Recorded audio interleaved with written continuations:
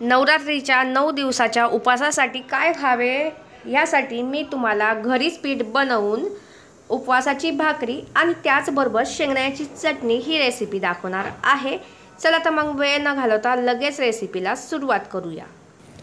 पहिले चटणी बनवायला घेऊया। त्यासाठी मी एका मिक्सर पॉटमध्ये टाकते 1 वाटी भाजलेले शेंगदाणे, 4 ते 5 भाजलेल्या हिरव्या मिरच्या टाकते। हिरव्या मिरच्या भाजून घेतल्याने ह्याचा जो तिखटपणा आहे तो कमी होतो। आणि मी ह्यामध्ये टाकते अर्धा चमचा मीठ, म्हणजे चवीनुसार मीठ। चालू बंद करत आबडधोबडच हे मिश्रण आपण वाटून घेऊया। अशा प्रकारे मी वाटून घेतले आहे। तर पहा, आता मी एक कढई गॅसवर गरम करण्यासाठी ठेवली आहे। तर ह्यामध्ये मी टाकते 1 ते 1.5 चमचा शेंगदाणा तेल। गॅसची फ्लेम लो करून किंवा गॅस बंद करून ह्यामध्ये मी घालते अर्धा चमचा लाल मिरची पावडर।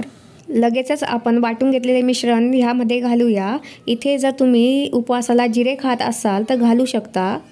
लगेचच आता हे जे वाटण आहे ते ह्यामध्ये परतून घेऊया।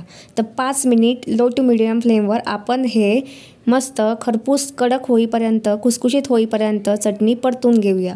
तर इथे आपली चटणी तयार आहे, जसे की तुम्ही व्हिडिओमध्ये पाहू शकता।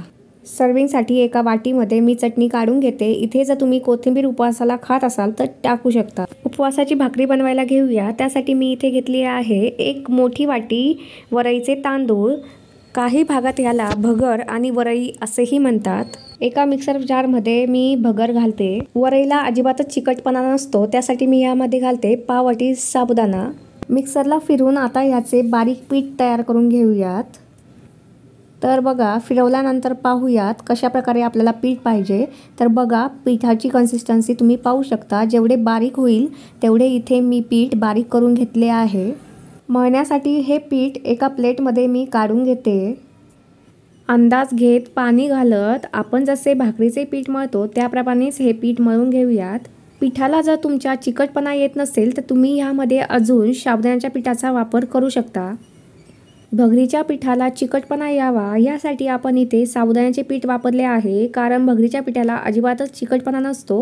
तर पहा, इथे ज्वारीच्या भाकरीसारखे मी याचे पीठ मळून घेतले आहे। याच्या मी 2 भाकरी बनवणार आहे। तर ज्या साईजची भाकरी लागती त्या इंचाचा गोळा घ्यायचा आणि आपण जसे ज्वारीची भाकर थापतो त्याप्रमाणेच ही भाकरही थापून घ्यायची।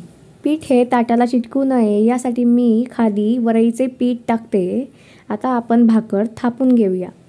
पहा फ्रेंड्स, इथे मी भाकर थापून घेतली आहे। जास्त पातळ ही भाकर तुम्ही थापू नका, जाड थापली तरी चालेल। कितपत जाड मी थापली आहे हे तुम्ही व्हिडिओमध्ये पाहू शकता। आता भाकर भाजण्यासाठी घेऊया। त्यासाठी मी इथे एक टिप सांगते की इथे तुम्ही शक्यतो नॉनस्टिकच्या तव्याचाच वापर करा। नॉनस्टिकच्या तव्यावर ही भाकरी अजिबातच चिटकत नाही। आता वरून आपण भाकरीला पाणी लावून घेऊयात।